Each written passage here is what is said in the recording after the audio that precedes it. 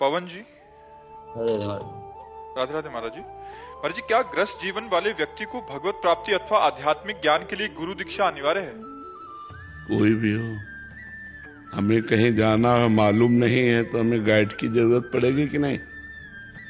हमें कहीं भी जाना है और मुझे मालूम नहीं है तो मुझे गाइड की जरूरत पड़ेगी ना। जैसे लौकिक शब्दों में गाइड कहते हैं तो परमार्थिक शब्दों में गुरु कहते हैं। हमें अध्यात्म की भूमिकाओं का पता नहीं, कैसे चला जाए, भक्ति की भूमिकाओं का पता नहीं, तो हमें गुरुदेव का आश्रय लेना पड़ेगा। जो वहाँ पहुँच चुका है वो हमको रास्ता बताएगा, वो हमको मंत्र बताएगा, वो हमको बल देगा। जहाँ हम लड़खड़ाते हैं वहाँ गाइड कहता है बस ज्यादा दूर नहीं, पास ही, बस थोड़ा मुड़े और दर्शन हो जाएंगे रंगनाथ जी के, बिहारी जी के, निधिवन के। आप चिंता मत करो, आ चुके हैं।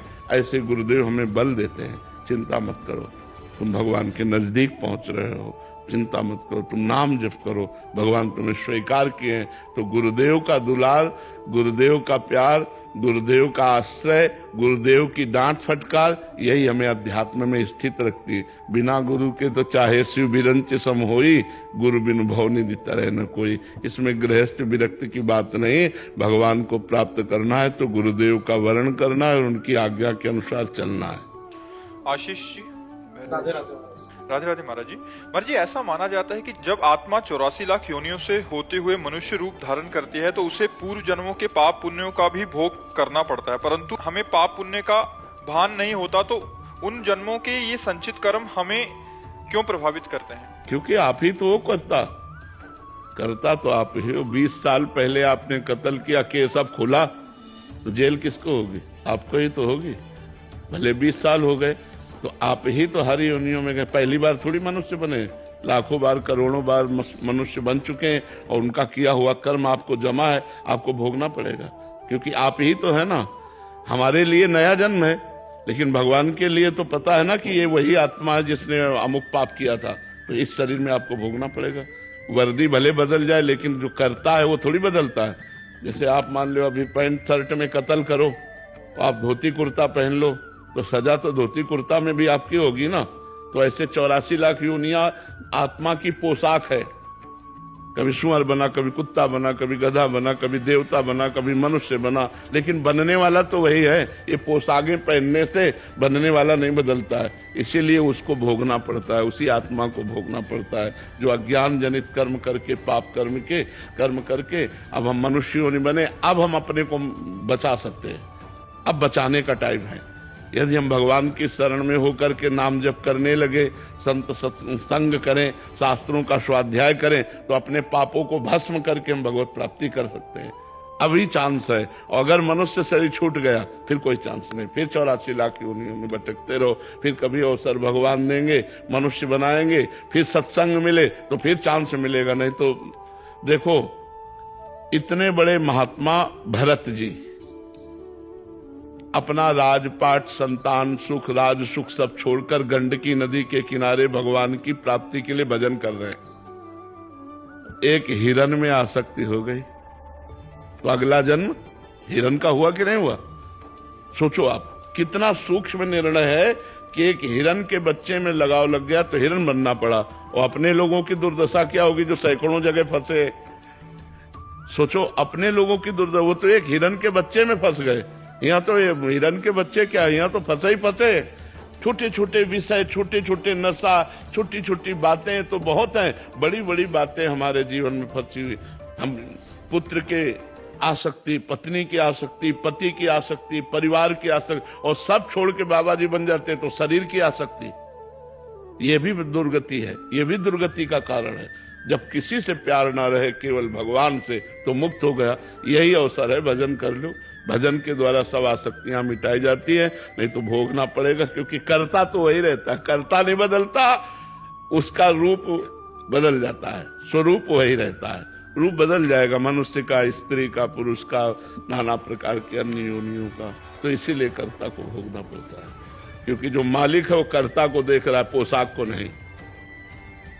पोशाक है ये तो पोशाक नहीं है, लेकिन जो पहनने वाला है वो तो पुराना है ना, इसीलिए उसको भोगना पड़ता है। विजय जी, छत्तीसगढ़ से। राधे राधे महाराज जी। महाराज जी, इस कलयुग युग में अनैतिक और अधर्म मार्ग पर चलने वाले बड़े फूल फल रहे हैं, संपन्न हैं, गणमान्य हैं, उनकी जयकार हो रही है, जबकि नीति और धर्म में चलने वाले समाज में पीछे रह जाते हैं। उन सभी बातों से सच और अच्छे मार्ग में चलने वाले बहुत सारे विचलित हो जाते हैं। वैसे इस प्रश्न के उत्तर हमने कई बार दे दिए हैं, लेकिन इस बात को समझना है, फिर बार बार समझना है, क्योंकि ये भ्रम सबको बना रहता है। जैसे आज पाप कर रहे हैं और पीछे वाला पुण्य हमारा नंबर आ गया भोगने का, तो हमको बिल्कुल दुख नहीं मिलेगा, बिल्कुल कोई बाधा नहीं लगेगी, हम उन्नति करते चले जाएंगे, क्योंकि पीछे का पुण्य लगा है। और जिस दिन पीछे का पुण्य समाप्त हुआ और वर्तमान का पाप और पीछे का पाप लगा, तो ऐसा ब्लास्ट होगा, रान को कुल रोगा नहीं हारा। पक्की बात समझ लो। और जो धर्म से चल रहा है उसका पूर्व का पाप नष्ट होगा, तभी सुखी होगा वो, तो पूर्व का पाप लगा दिया जाता है। अब वो कदम कदम पे बाधा पहुंच रही है और धर्म से चल रहा है, तो देखने में लगता है कि परमात्मा दुखी है, लेकिन जिस दिन उसका पाप नष्ट हुआ धर्मात्मा का और अभी का भजन और पीछे का पुण्य एकत्रित हुआ, वो प्रकाशित हो जाएगा, उसकी जय जयकार होगी। तो पाप का परिणाम, अधर्म का परिणाम नाश ही है। इसको ऐसे समझा जाए कि जैसे किसी अपराधी को 8वें खंड पे ऊपर 4 आदमी लिए जा रहे, तो समझ रहा है ना, तो हम पैदल जा रहे ना लिफ्ट में जा रहे, कितना बढ़िया 4 आदमी लिए, लेकिन 4 आदमी ऊपर छत से पटकने जा रही है, समझ लीजिए। तू 8 मंजिल में आराम करने नहीं जा रहा, तेरे को पटकने जा रहे। ऐसे ही पाप कर्म करते हुए यदि उन्नति हो रही, तो ये समझ लो तुम ब्लास्ट होने जा रहे हो, तुम्हारा नाश हो जाएगा, पतन हो जाएगा। और धर्म से चल रहे हो, दुख भोग रहे हो, तो कल तुम प्रकाशित हो जाओगे, कल तुम्हारा जय जयकार होगा और तुम सुखी हो जाओगे। ऐसा नहीं है कि हम करें पाप और सुखी हो जाए। अभी है वर्तमान में ऐसा देखा जा सकता है कि वो पाप कर रहा है सुखी है और वो धर्म कर रहा है दुखी है, वर्तमान में, क्योंकि पूर्व का पाप और पूर्व का जो पुण्य है वो उसे दुख या सुख देता है।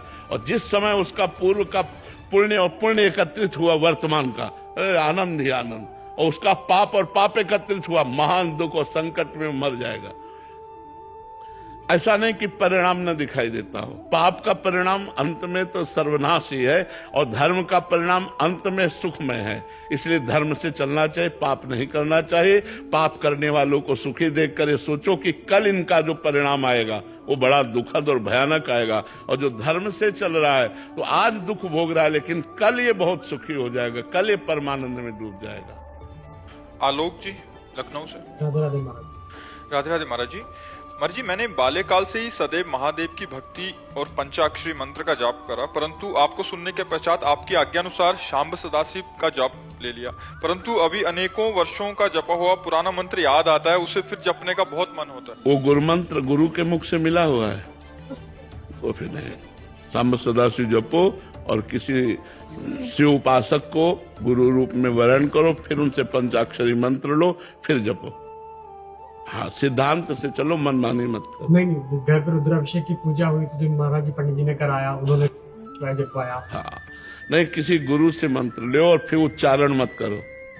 जिंदगी में उच्चारण मत करो, मंत्र से उच्चारण नहीं किए जाते। आजकल ये अविधि है, जो द्वादशाक्षर मंत्र, पंचाक्षर मंत्र, मंत्रों का कहीं उच्चारण होता है?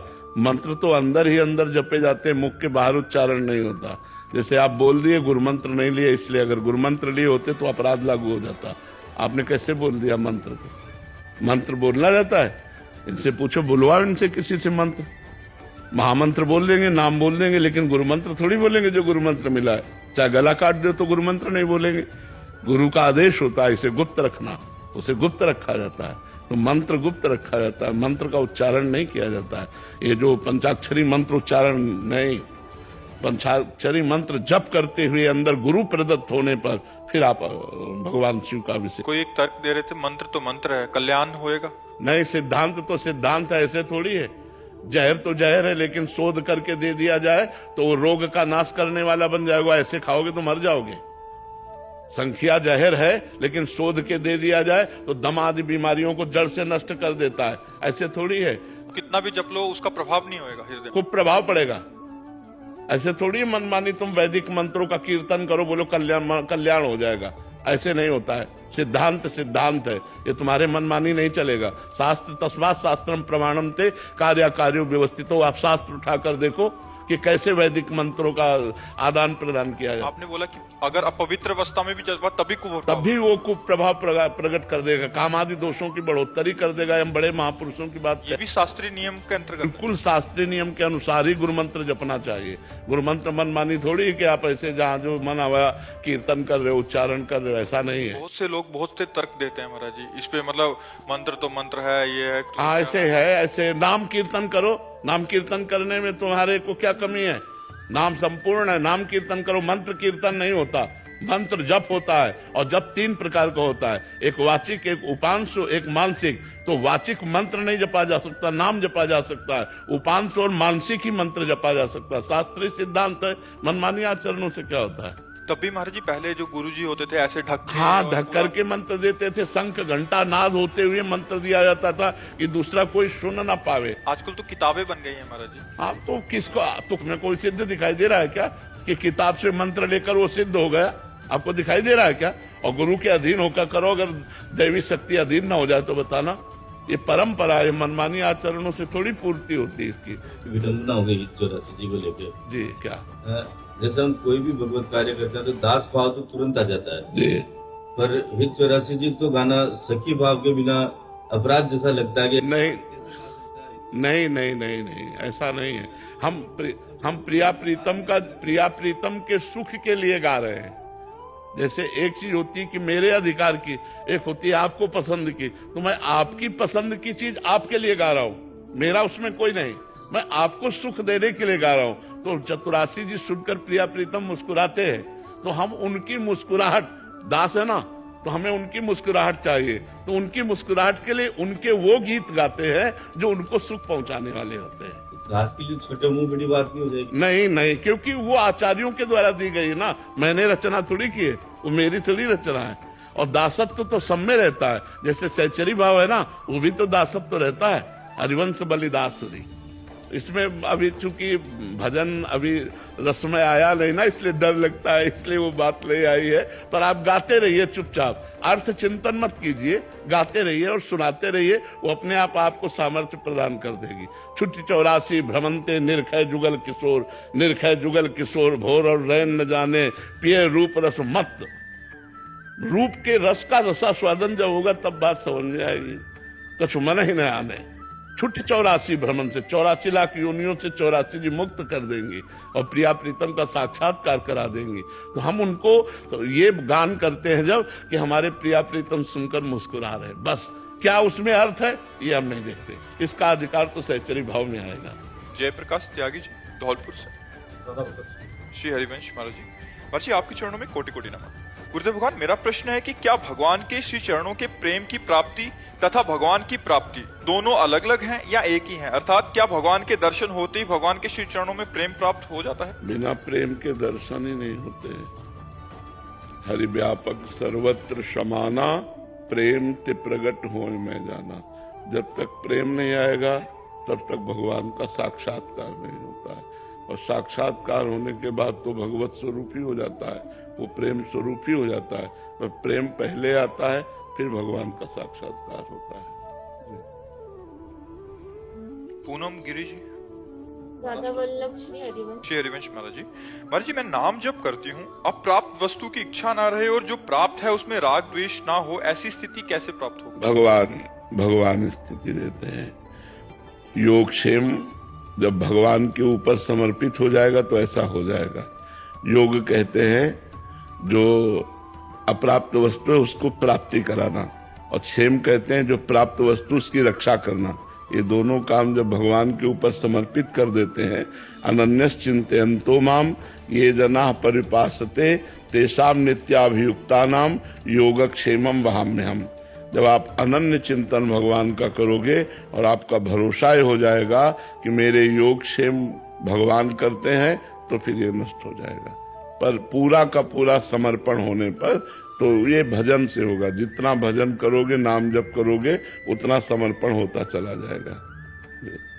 नरेंद्र जी राजस्थान से। राधे राधे। गुरुदेव भगवान, आत्मा सत्य है, शरीर असत्य है। महाराज जी आप पूछना चाहते हैं शरीर और आत्मा का भेद हम कैसे समझें? महाराज भजन से। भजन नहीं है तो बातों से थोड़ी समझ सकते हो। तपस्या और भजन के द्वारा पवित्र बुद्धि में जब विवेक का प्रादुर्भाव होता है तो विवेक के द्वारा सत असत का निर्णय होता है। असत है शरीर, सत है आत्मा, फिर उस सत आत्म तत्व का विवेक के द्वारा निर्णय होता है। अगर ये असत शरीर से राग हटाना है, सत्य तत्व को जानना है, तो खूब भजन करो, नाम जप करो, पवित्र भोजन पाओ, अच्छे आचरण करो, शास्त्रों का स्वाध्याय करो, संतों का संग करो, तो ज्ञान प्राप्त हो जाएगा। ज्ञान से ही ये बात जाना जा सकता है कि शरीर मिथ्या है, असत है, और सत्य वस्तु, एक वस्तु, रसमय, आनंदमय, अखंडानंदमय, विज्ञानानंदमय, वो आत्मा है। भगवान सत्य वस्तु आत्मा है, उसका साथ अपन नहीं कर रहे हैं। सब जो जड़ शरीर है छूटने वाला, उसी के साथ क्यों लगे हुए? यही माया है भगवान की। इस माया का आवरण कैसे इनकी पड़ते? मामे वे प्रपद्यन्ते माया में ताम तरंते। भगवान कहते जो मेरी शरण में आ गया और मेरा भजन करता है, वो माया से मुक्त हो जाता है। साक्षी जी, श्री हरिवंश महाराज जी, यदि जीव शाश्वत रूप से श्री राधा कृष्ण जी का दास है और स्वभावतः आनंद में है, तो वो सबसे पहले माया के अधीन कैसे हो गया? यदि माया दिव्य को छू, माया होती अपना संकल्प, माया होती अपना संकल्प। अपनी कामना में हम फंस गए। अभी कामना ना करो, कोई माया नहीं है। कामना रहित हो जाओ तो आप ब्रह्म स्वरूप हैं। कामना ही आपके स्वरूप में बाधा है। तो पहली बार जब हमारी कामना हुई देखने की, सुनने की, बोलने की, खाने की, भोगने की, फंस गए हम। अब हम कामना हटाने के लिए तो भजन करते हैं कि हमारी सामने सारी कामनाएं शांत हो जाएं। जहां सकल कामनाहीन जे तो राम भगति रसलीन, वो भगवान की भक्ति में, वो ज्ञान में डूब जाता है, वो आत्मानंद में डूब जाता है। एक कामना ही तो बाधक है। कामना का त्याग कर दो, आज माया खत्म। कामना ही माया, इच्छा ही माया है। जहां इच्छा है वहां माया है, जहां इच्छा नहीं है वहां परमात्मा का अनुभव है। जाहि न चाहिए कबहु कछु, तुम सन सहज स्नेह, बसो निरंतर तासुर सो राउर निजगे। जिसे कभी कुछ नहीं चाहिए उसे भगवान से सहज प्रेम हो जाता है, और जिससे भगवान से सहज प्रेम हो जाता है, भगवान उसके हृदय में अपने घर की तरह निवास करते हैं। अपने घर का तात्पर्य है कि जैसे पराये घर में गए तो वापस आना है, और अपने घर में तो रहना ही है। तो भगवान उसके हृदय को अपना घर मानकर प्रकाशित हो जाते हैं, जिसके अंदर कोई इच्छा नहीं होती। तो इच्छा ही माया है। वो भजन के द्वारा, साधना के द्वारा इच्छाओं का त्याग करने पर ही भगवान की प्राप्ति होती है। हर्षित जी झांसी से, श्री हरिवंश। श्री हरिवंश महाराज जी, आपने बताया कि मानसिक जाप में देखना, सुनना और बोलना मन में ही होता है या होना चाहिए। स्थिति ये बन रही है कि बस सुनाई देने में आपकी वाणी ही सुनाई देती है, तो क्या ये जाप के अंतर्गत आएगा? आ जाएगा। असत चिंतन छोड़ना है, खास बात है। असत चिंतन छोड़ना है। तो संत वाणी भी तो सत चिंतन है। अगर हम संत वाणी का चिंतन कर रहे हैं, मनन कर रहे हैं, श्रवण कर रहे हैं, तो सत्य चिंतन ही तो कर रहे हैं। शास्त्र वाणी, संत वाणी, भगवत वाणी, जैसे गीता जी, ये सब सत स्वरूप है, ये सब भगवत स्वरूप है। पर वो मेरे मुख का नहीं सुनाई देता है, वो जैसे आप ही की वाणी का ही। धीरे धीरे चलते रहो, धीरे धीरे चलते रहो। जब इंद्रियां अंतर्मुख होंगी तो सुनाई देने लगेगा। अभी इंद्रियां बहिर्मुख है, तो अभी टेप, ट्रांजिस्टर, मोबाइल आदि से आप सुन रहे हैं, वो सुनाई दे रहे हैं। लेकिन जब इंद्रियां अंतर्मुख होंगी तो अंतर में चला राधा, वो सुनाई दे रहा है, वो दिखाई दे रहा है। अभ्यास करो धीरे धीरे, अभी तो प्रारंभ किया है ना, धीरे धीरे आ जाएगा। गायत्री जी उत्तराखंड से, श्री हरिवंश महाराज जी, आप दंडवत प्रणाम। गुरुदेव भगवान, अगर कोई विशुद्ध आचरण से मौखिक शरणागति करता हुआ निरंतर नाम जप की कोशिश कर रहा है, अगर जीते जी उन्हें प्रभु साक्षात्कार ना हुआ तो भी भगवत प्राप्ति हो जाएगी। नाम निरंतर जपने का अभ्यास करे, और वाणी से भगवान की शरणागति की बात है, वो धीरे धीरे हृदय में आ जाएगी। अगर ऐसी स्थिति में भी शरीर छूट जाता है तो भगवान की कृपा को प्राप्त होगा, क्योंकि पुत्र के बहाने नारायण बुलाया, तब भगवत प्राप्ति अजामिल जैसे पापाचरण करने वाले को मिल गई। तो अगर हम शुभ आचरण करते हैं, और भगवान के आश्रित हैं और वाणी से कहते हैं हे प्रभु मैं आपकी शरण में हूँ, और हर समय नाम जपने का प्रयास करते हैं और अभी शरीर छूट जाता है तो हमें भगवत प्राप्ति हो जाएगी, इसमें कोई संशय नहीं। गुरुदेव ये जानना था कि जैसे होटल में अगर मैरिड कपल आते तो उनसे जो इनकम होती है क्या वो अपवित्र मानी जाएगी? अगर वो अपवित्र आचरण करते हैं और फिर पैसा देते हैं तो अपवित्र तो है ही। वो बुद्धि को भ्रष्ट तो कर ही देगी, क्योंकि व्यभिचार प्रवृत्ति के द्वारा प्राप्त हुआ धन हमारी बुद्धि में मलिनता तो ले ही आएगा। जी उमा जी। जी राधे राधे महाराज जी। महाराज जी, कर्म फल भोगना किसे कहते हैं? क्या किसी बीमारी का लगना, अपशगुन होना, पारिवारिक कष्ट या अन्य कुछ होना अपनी तरफ से? टोटल शारीरिक, मानसिक, व्यवहारिक सुख या दुख, संपत्ति या विपत्ति, मान या अपमान, लाभ या हानि, निंदा या स्तुति, ये सब कर्मों का फल है, भोगना पड़ता है, बड़े बड़ों को भोगना पड़ता है। जो भजन है वो अलग डिपार्टमेंट है, जो प्रारब्ध है वो अलग डिपार्टमेंट है। अब ये प्रारब्ध भोगना पड़ रहा है, जो पूर्व का पाप कर्म वो हमें भुगता रहा है, अभी का जो कर्म है वो भगवान का नाम जब भगवान के आश्रित भगवत आनंद दे रहा है, पूर्व का कर्म प्रारब्ध भोग दे रहा है। तो दुख सुख लाभ हानि मान अपमान ये सब प्रारब्ध के अनुसार है। अगर भजन करते हो तो प्रारब्ध को भोगने की सामर्थ्य मिलेगी और आपका अगला जीवन अगला समय बड़ा मंगलमय जाएगा। और भजन नहीं करते हो तो जो अब भोग रहे हो आगे और भोगना है, भोगते भोगते अनंत काल व्यतीत हो गया ऐसे व्यतीत हो जाएगा। इसलिए भजन करो, नाम जप करो, भगवान का नाम जो प्रिय हो, राधा राम कृष्ण हरि जो, वो नाम जरूर जपो, उसी से आपका मंगल होगा। योगेंद्र जी हरियाणा से।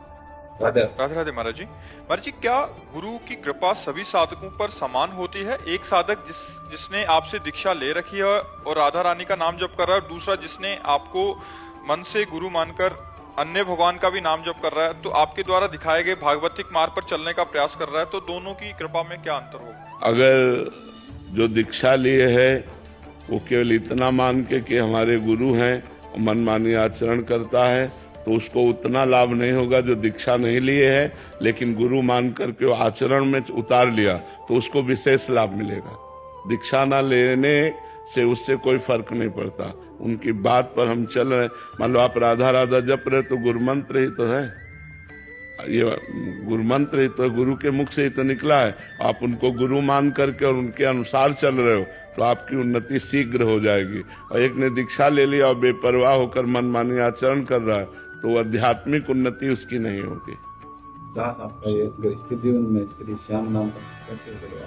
हाँ, खूब जपो, जो नाम प्रिय, हम तो छूट दिए, जो नाम प्रिय हो खूब जपो। गृहस्थी कोई बाधक नहीं भगवान की प्राप्ति में। जो कर्म करें वो भगवान को समर्पित कर दें, जो कर्म करें बड़े सावधानी से करें, अच्छे कर्म करें और नाम जप करते हुए करें तो भगवत प्राप्ति हो जाएगी गृहस्थी में भी। आकाश जी। राधे राधे महाराज जी, आपके चरणों में कोटि कोटि प्रणाम। महाराज जी, मैं भक्ति करने की बहुत कोशिश करता हूं पर मेरे रास्ते में बहुत रुकावटें आती हैं जिसके कारण मैं भक्ति मार्ग से विचलित हो जाता हूं। परंतु महाराज जी, मैं भक्ति का प्रयास करता हूं तो मेरे मन में उल्टे सीधे गंदे विचार भी आते हैं। मेरी पूजा पूर्ण रूप से स्वीकार महाराज जी ऐसे में होगी या नहीं? होगी, होगी, किसका प्रश्न है? हाँ बिल्कुल होगी। बस नाम जप करते रहो और पाप कर्म से बचते रहो।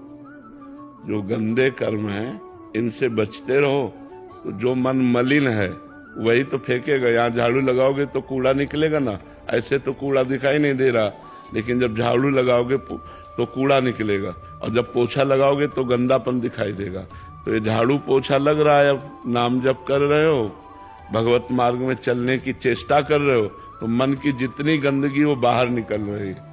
आप ना घबराइए मत, नाम जप कीजिए पर नया पापाचरण ना होने पावे।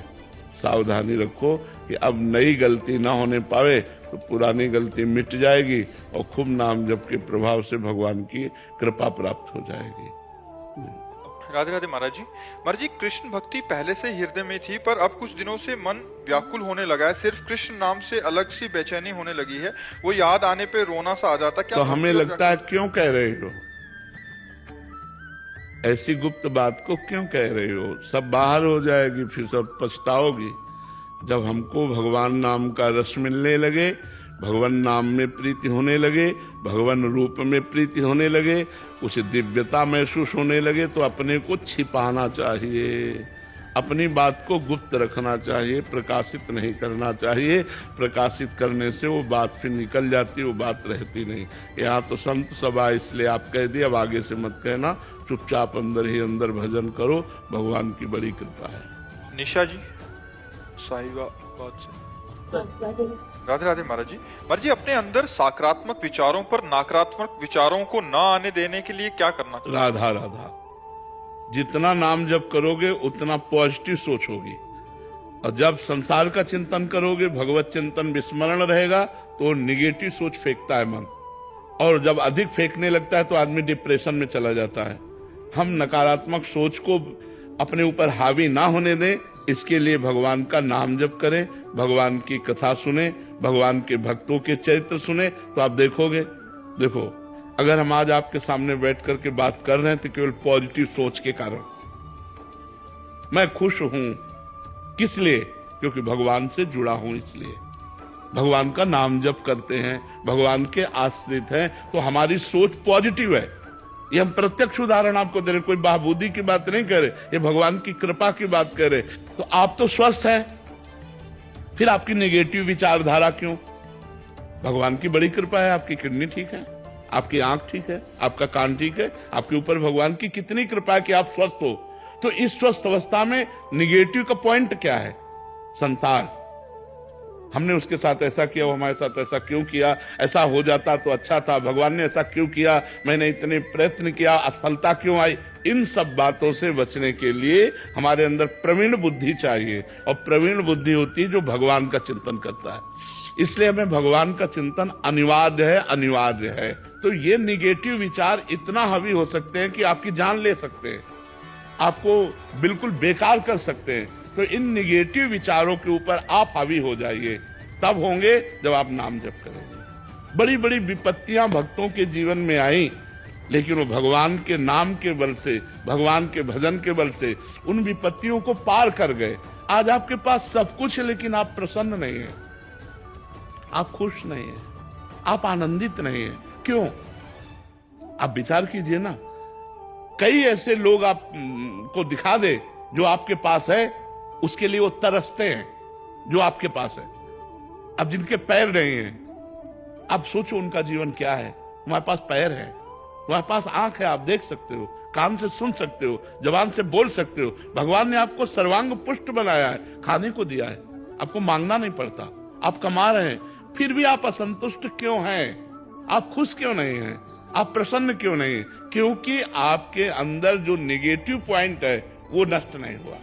नकारात्मक सोचो जो फेंकता रहता है मन, उसी से हम परेशान रहते हैं। कल ऐसा ना हो जाए, कहीं ऐसा ना हो जाए, अरे ऐसा होगा तो भगवान है ना।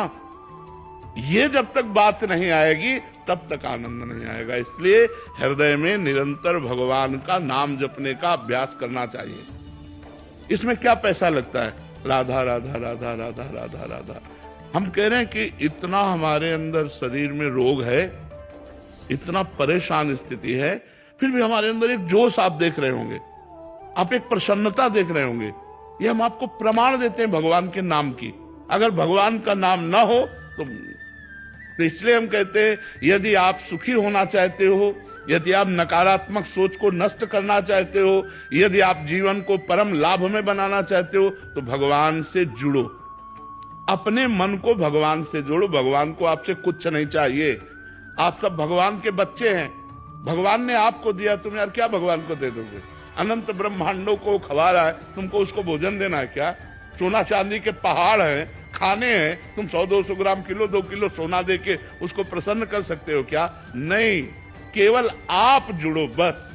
भगवान आपको मांग रहे हैं, आपसे नहीं मांग रहे, आपको मांग रहे हैं कि आप अपने मन को मन मना भव मद भक्तो माद्याजी माम नमस्कुरु। आप मन को मेरे में लगा दो। भाई क्या पैसा लगता है? राधा राधा राधा। और देख लो, अगर आनंद इतना हो जाओ, हमें बताना। नाम जप करो, देख लो सारी गंदी बातें छूट जाएंगी, सारे अच्छे विचार आ जाएंगे, आपका हृदय शीतल रहेगा, दया आ जाएगी, करुणा आ जाएगी, उदारता आ जाएगी, प्रेम आ जाएगा और भगवान आ जाएंगे। नाम जप से क्या नहीं हो सकता। अवतार राजपूत जी भोपाल से। जय जय श्री राधे। श्री हरिवंश महाराज जी, राधे राधे गुरुदेव भगवान। महाराज जी, हर युग में भगवान किसी ना किसी रूप में आते हैं। राधा नाम कई युगों से चलता आ रहा है, लेकिन राधा नाम की इतनी महिमा और एक संत के प्रति इतनी भीड़ और श्रद्धा कभी नहीं देखने को मिली, और ना ही केवल राधा नाम सुनकर लोगों को इतनी गति से बदलते हुए देखा है। महाराज जी, आप उस युग में आए हो जिस युग में हम हैं। गुरुदेव भगवान, भगवान का प्रभाव जागृत होता है। भगवान तो सबके हृदय में है, तो भगवान का प्रभाव जागृत होता है। जैसे वही बात आप जानते हैं, आप बोले तो उसका प्रभाव नहीं पड़ेगा, और इनके वाणी में भगवान जागृत हो चुके हैं, तो वही बात ये बोलेंगे तो हजारों लोगों के ऊपर प्रभाव पड़ जाएगा। तो उसमें बात भगवान के प्रभाव की है।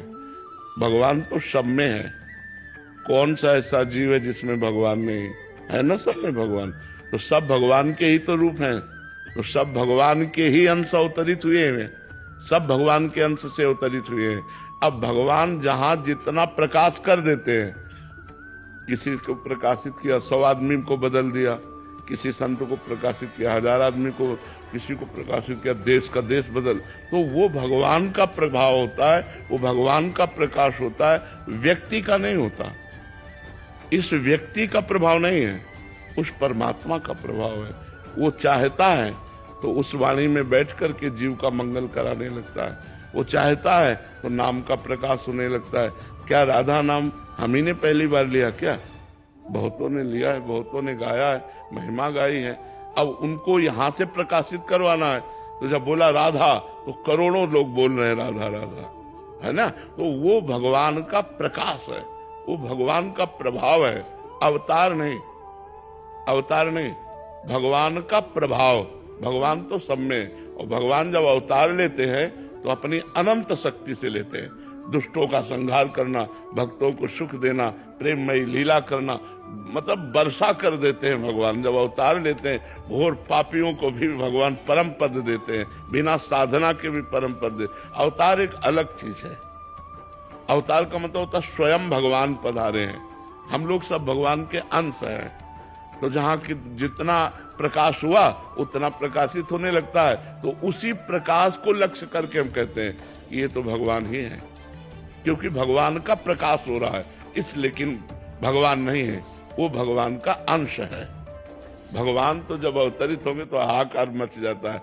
देखो 6 दिन के थे, 6 कोस में जिसका शरीर पड़ा था, ऐसी पूतना को 6 दिन में मार दिया, नहीं मार दिया? अच्छा, अपने को कहा जाए कि 100 किलो अंगुली में उठाओ, इस छिंगुली अंगुली में भगवान ने 7 दिन 7 रात गिरिराज महाराज को धारण किया। एक पूरा संपूर्ण ब्रजमंडल की रक्षा की कि नहीं की? तो भगवान है, हम सब भगवान के अंश हैं। और अंश में जहां जितना प्रकाशित हुआ, तो हम लोग उस प्रकाश को देखकर बोलते हैं कि ऐसी क्षमता मनुष्य में नहीं होती, ये तो साक्षात भगवान है। उस प्रकाश को देख करके, पर वो साक्षात भगवान नहीं है, भगवान तो साक्षात कुछ और है। हम सब भगवान के अंश हैं। अब वो अंश का भाव शरीर को लेकर है, शरीर का राग हट जाए तो भगवान नहीं है उसमें, और कोई थोड़ी बैठा हुआ है, वही बैठे। गंगा जल का अंश चम्मच में आया तो हम गंगा जल तो कहेंगे उसे, टैंकर में आया तो गंगा जल कहेंगे, लेकिन टैंकर और चम्मच वाले गंगा जल में अंतर होगा। चम्मच वाले में डुबकी नहीं लगा सकते, टैंकर वाले में डुबकी लगा सकते हैं। यद्यपि गंगा जल से अलग हुआ है, पर उसमें अधिक मात्रा है। ऐसे ही अंश में अलग अलग प्रभाव होते हैं। अब एक अंश है भगवान के बड़े बड़े ऋषि मुनि जो आकाशचारी हैं, हम उछले तो धम्म से गिर पड़ेंगे, और वो आकाश में विचर रहे, तो अंश वो भी हैं भगवान के। एक है कि वो जो चाहे नई सृष्टि रचना कर सकते हैं, लेकिन वो भगवान नहीं है, भगवान के अंश हैं। उनमें जितना पावर प्रकाशित हुआ, भगवान का पावर अनंत है और हम लोगों का पावर सीमित है। भगवान का पावर अनंत है, उनको अनंत कहा गया है। तो हम लोग भावना में कह देते हैं लेकिन भगवान तो भगवान है। जब वसुदेव देवकी जी ने पूर्व जन्म में तपस्या की और भगवान से कहा आप जैसा पुत्र चाहिए, तो कहा मेरे जैसा तो सिर्फ मैं ही हूं, मैं ही आऊंगा। तो भगवान कृष्ण के रूप में पधारे। जब मनुष्य रूपा ने तपस्या की, भगवान प्रकट हुए, तो भगवान से कहा मैं आप जैसा पुत्र चाहिए। तो उस समय भी भगवान यही बोले कि मेरे जैसा तो सिर्फ मैं ही हूं। तो वही राम जी के रूप में प्रकट हुए, मनुष्य रूपा दशरथ कौशल्या बने और भगवान राम के रूप। तो भगवान जैसे तो सिर्फ भगवान है। भगवान के भय से वायु चलती है, भगवान के भय से मृत्यु भयभीत होकर काम कर रहा है, भगवान के भय से पृथ्वी जल में नहीं डूब रही, भगवान के भय से सूर्य चंद्रमा अपना प्रकाश समय पर कर रहे हैं। भगवान भगवान है, भगवान जैसा कोई नहीं है। हाँ, कहीं कहीं भगवान का तेज प्रकाशित होता है, वो अंश मात्र में होता है कि मतलब 1000 लोग देखकर प्रभावित हो गए, लाख लोग देखकर प्रभावित हो गए, वो भगवान का तेज प्रकाशित हो रहा है, भगवान नहीं। भगवान तो अनंत महिमाशाली है। जितने ब्रह्मांड हैं ये भगवान के एक रोमकूप में है, इतने महान भगवान है।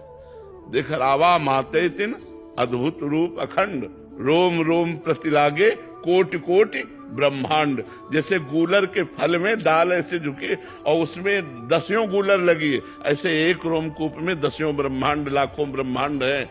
और उस ब्रह्मांड में एक ब्रह्मांडीय मृत्युलोक है, और इस मृत्युलोक में कितने जीव है।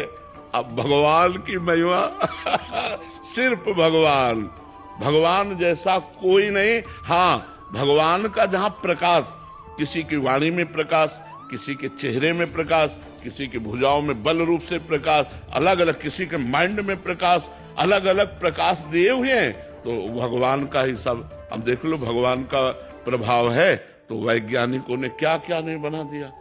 भगवान ने ही तो पावर दिया वैज्ञानिक को माइंड का।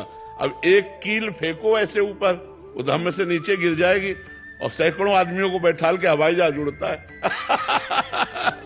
नहीं उड़ता है, वो भी तो धातु का ही तो बना होता है और हवाई जहाज उड़ता है।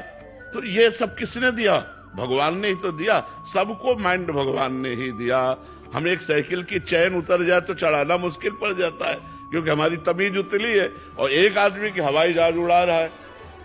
तो भगवान ने माइंड का विकास किया है, भगवान ने अपना अपना प्रभाव रखा है कि उसकी वाणी बोले तो हजारों का परिवर्तन हो जाए। वो भगवान उसकी वाणी में प्रभाव प्रकाशित करते हैं, ना कि वो भगवान है। भगवान तो अद्वितीय है, भगवान जैसे तो सिर्फ भगवान है। जैसे कालिया नाग पूरा काली दह जहर से तपता था, गौं ने और ग्वाल बालों ने पी लिया तो सब मर गए।